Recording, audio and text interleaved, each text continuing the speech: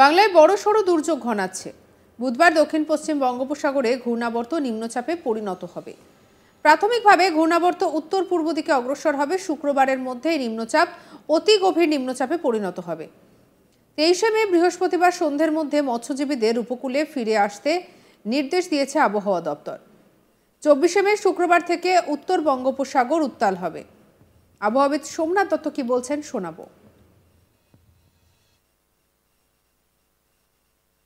আজকে south West monsoon মালদ্বীপ এবং কমোরিন এরিয়ার কিছু পার্টসে অ্যাডভান্স করেছে, সাউথ বে অফ বেঙ্গলের কিছু পার্টসে অ্যাডভান্স করেছে, নিকোবর আইল্যান্ড আর সাউথ আন্দামান সির কিছু পার্টসে অ্যাডভান্স করেছে। মানে আমরা যেটা প্রথম থেকে পূর্বাভাস দিয়েছিলাম, এমনকি আউটলুকও জানিয়েছিলাম যে 19 তারিখে সাউথ আন্দামান সি এবং অ্যাডজয়নিং সাউথ বেতে আপনার মনসুন অ্যাডভান্স করতে চলেছে।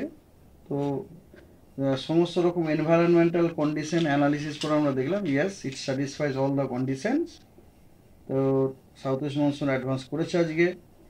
আর সেকেন্ড থিং হচ্ছে যে খুব সম্ভাব্য সাউথ ওয়েস্ট বে অফ বেঙ্গলে 22 তারিখে একটি নিম্নচাপ এরিয়া তৈরি হতে চলেছে, নিম্নচাপ অঞ্চল তৈরি হতে চলেছে লো প্রেসার। এবং ওই যে নিম্নচাপটি সেটা প্রথমে ওটা নর্থ ইস্ট ডাইরেকশনে, নর্থ ইস্টওয়ার্ডস মুভ করার সম্ভাবনা আছে এবং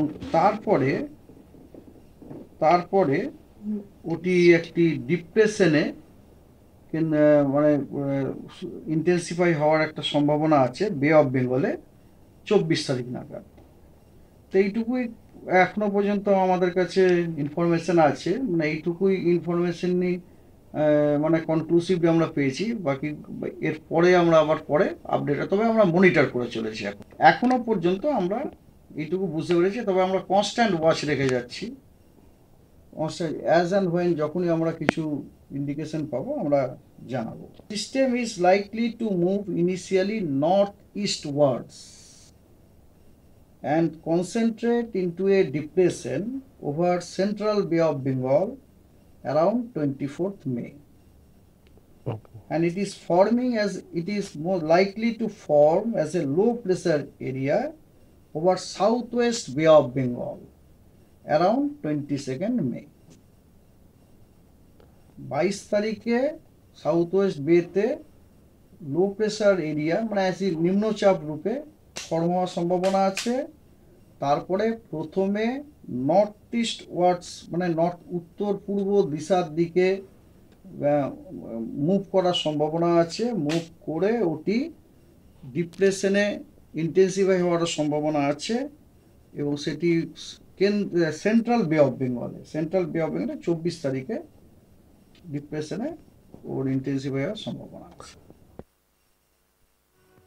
সামনের 7 দিন বৃষ্টি চলবে গাঙ্গেয় পশ্চিমবঙ্গে। উইকেন্ডে বৃষ্টি আরও বাড়বে।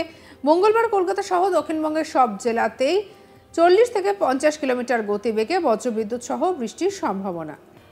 আর এদিকে বজ্রবিদ্যুৎ সহ বৃষ্টিও হতে পারে বুধবারে, তবে ঝড় বৃষ্টির পরিমাণ অনেকটাই কমবে। বৃহস্পতিবার কোনো সতর্কতা না থাকলেও শুক্রবার থেকে ফের বৃষ্টি বাড়বে দক্ষিণবঙ্গে। শুক্রবার ভারী থেকে অতি ভারী বৃষ্টির সতর্কতা পূর্ব মেদিনীপুর এবং দক্ষিণ 24 পরগনার উপকূলের 2 জেলায়। ভারী বৃষ্টির সতর্কতা পশ্চিম মেদিনীপুর, উত্তর 24 পরগনার 2 জেলাতে বজ্রবিদ্যুৎ সহ 30 থেকে 40 কিলোমিটার গতিবেগে দমকা ঝোড়ো বাতাস বইবে উত্তর ও দক্ষিণ 24 পরগনা, পূর্ব পশ্চিম মেদিনীপুর, কলকাতা, হুগলি, হাওড়া, নদিয়া, ঝাড়গ্রাম এবং বাঁকুড়াতে। উত্তরবঙ্গে প্রবল বৃষ্টির সতর্কতা জারি করা হয়েছে। কালিম্পং, আলিপুরদুয়ার ও জলপাইগুড়ি জেলায় ভারী বৃষ্টি চলবে বলে জানিয়েছে আবহাওয়া দপ্তর। দার্জিলিং সহ উপরের 5 জেলাতেই বিক্ষিপ্তভাবে মাঝারি বৃষ্টি চলবে। মালদা, উত্তর এবং দক্ষিণ দিনাজপুর আগামী কয়েকদিন সেখানে ঝড় বৃষ্টির সতর্কতা এবং বজ্রপাতের আশঙ্কা থাকছে।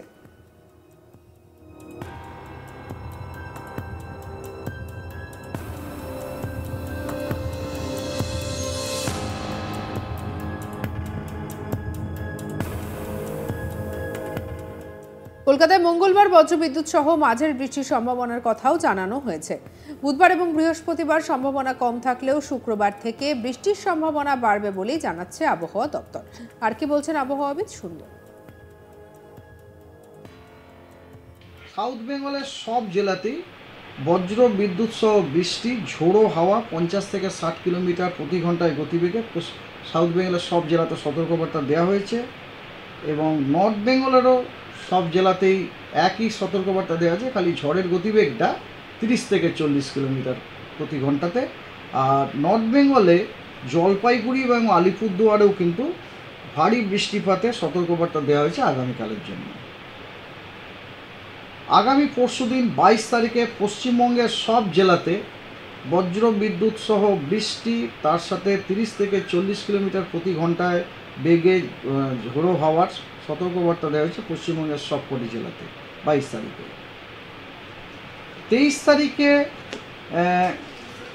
23 তারিখে কেবলমাত্র দুটি জেলাতেই সতর্কবার্তা দেওয়া হয়েছে, সেটা হচ্ছে দিনাজপুর, সাউথ দিনাজপুর, নর্থ দিনাজপুর এবং মালদা।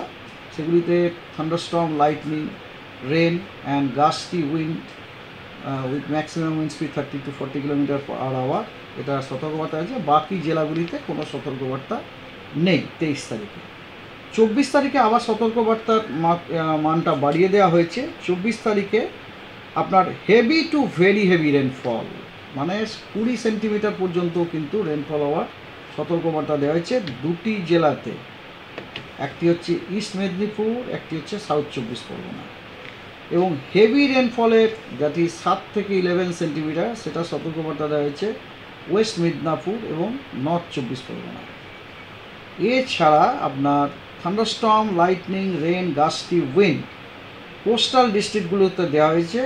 তার সাথে দেওয়া হয়েছে হাওড়া, হুগলি, নদিয়া, কলকাতা, 24 পরগনা, মিদনাপুর, বাঁকুড়া, ঝাড়গ্রাম। আমি যখন মিদনাপুর বললাম মানে পূর্ব এবং পশ্চিম মেদিনীপুর দুটোই, এবং যখন 24 পরগনা বললাম তখন নর্থ অ্যান্ড সাউথ 24 পরগনা দুটো। এইগুলিতে সব thunderstorm, lightning, rain, gusty wind 50 থেকে 60 কিলোমিটার বেগে সতর্কবার্তা দেওয়া হয়েছে এবং বাকি জেলাগুলিতে কোনো সতর্কবার্তা দেওয়া হয়নি।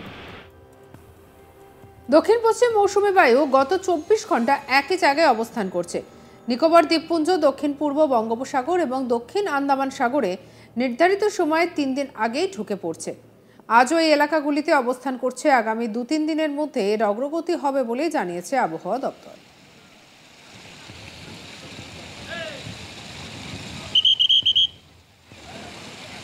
আবহাওয়া দপ্তর বলছে যে এবারে একেবারে সতর্কতার সঙ্গে পুরো বিষয়ের দিকে নজর রাখতে হবে। 24শে মে থেকে শুক্রবার থেকে উত্তর বঙ্গোপসাগর উত্তাল হবে এমন খবর ইতিমধ্যে জানিয়ে দেওয়া হয়েছে। মৎস্যজীবীদের সমুদ্রে যেতে ইতিমধ্যে নিষেধ করা হয়েছে। পর্যটকদের জন্য রয়েছে বিশেষ সতর্কতা। অন্যান্য খবরের জন্য সাবস্ক্রাইব করুন চ্যানেলটিকে।